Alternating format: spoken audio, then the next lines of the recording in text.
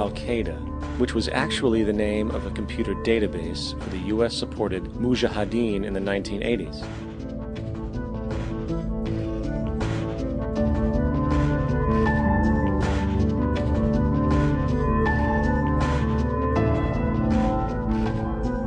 In 2007, the Department of Defense received $161.8 billion for the so-called global war on terrorism.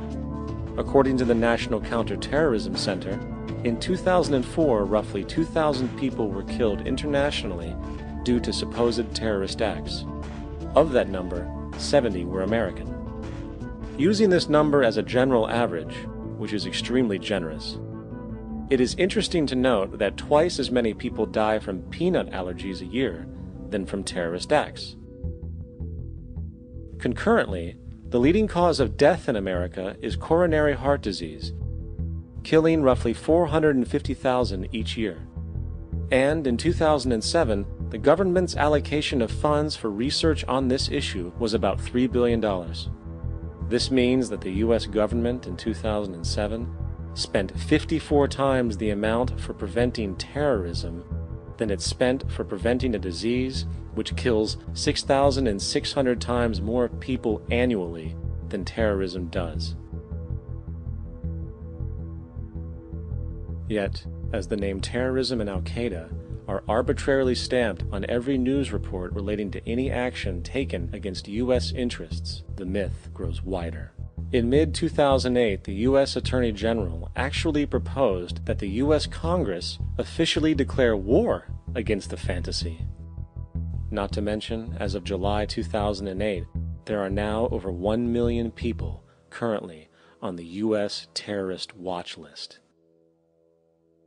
These so-called counterterrorism measures, of course, have nothing to do with social protection, and everything to do with preserving the establishment amongst the growing anti-American sentiment both domestically and internationally, which is legitimately founded on the greed-based corporate empire expansion that is exploiting the world. The true terrorists of our world do not meet at the docks at midnight or scream Allah Akbar before some violent action. The true terrorists of our world wear $5,000 suits and work in the highest positions of finance, government, and business. So, what do? How do we stop a system of greed and corruption that has so much power and momentum? How do we stop this aberrant group behavior which feels no compassion for, say, the millions slaughtered in Iraq and Afghanistan, so the corporatocracy can control energy resources and opium production for Wall Street profit?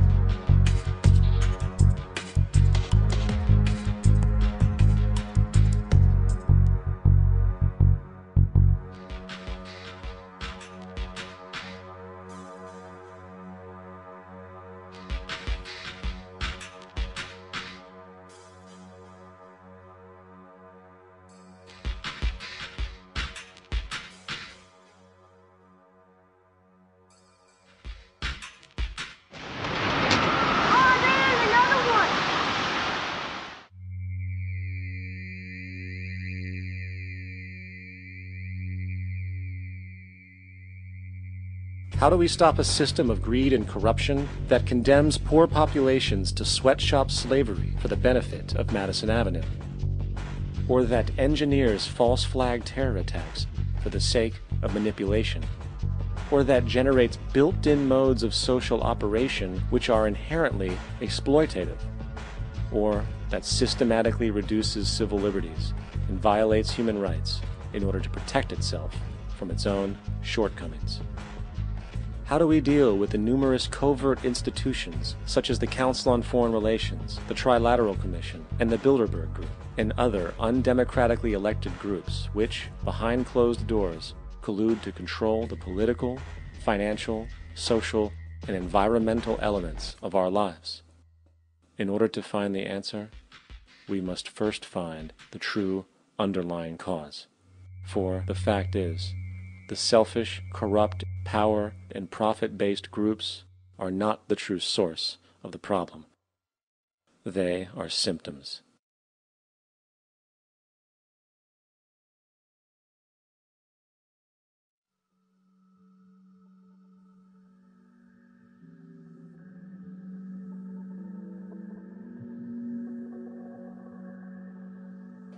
My name is Jock Fresco. I'm an industrial designer and a social engineer. I'm very much interested in society and developing a system that might be sustainable for all people. First of all, the word corruption is a monetary invention. That aberrant behavior that's disruptive to the well-being of people, while you're dealing with human behavior. And human behavior appears to be environmentally determined, meaning if you were raised by the Seminole Indians as a baby, never saw anything else, you'd hold that value system. And this goes for nations, it goes for individuals, for families. They try to indoctrinate their children to their particular faith and their country and make them feel like they're part of that. And they build a society which they call established. They establish a workable point of view and tend to perpetuate that, whereas all societies are really emergent, not established. And so they fight new ideas that would interfere with the establishment. Governments try to perpetuate that which keeps them in power. People are not elected to political office to change things. They're put there to keep things the way they are. So you see, the basis of corruption is in our society. Let me make it clear. All nations, then, are basically corrupt because they tend to uphold existing institutions. I don't mean to uphold or downgrade all nations, but communism, socialism, fascism, the free enterprise system, and all other subcultures are the same. They are all basically corrupt. The most fundamental characteristic of our social institutions is the necessity for self-preservation. Whether dealing with a corporation, a religion, or a government, the foremost interest is to preserve the institution itself. For instance, the last thing an oil company would ever want is the utilization of energy that was outside of its control, for it makes that company less relevant to society. Likewise, the Cold War and the collapse of the Soviet Union was, in reality, a way to preserve and perpetuate the established economic and global hegemony of the United States. Similarly, religions condition people to feel guilty for natural inclinations, each claiming to offer the only path to forgiveness and salvation. At the heart of this institutional self-preservation lies the monetary system, for it is money that provides the means for power and survival. Therefore, just as a poor person might be forced to steal in order to survive, it is a natural inclination to do whatever is needed to continue an institution's profitability. This makes it inherently difficult for profit-based institutions to change, for it puts in jeopardy not only the survival of large groups of people, but also the coveted materialistic lifestyles associated with affluence and power.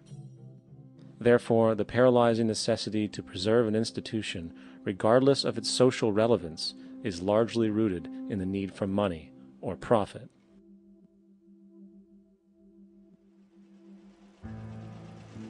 What's in it for me is why people think. And so if a man makes money selling a certain product, naturally he's going to fight the existence of another product that may threaten his institution. Therefore, people cannot be fair, and people do not trust each other.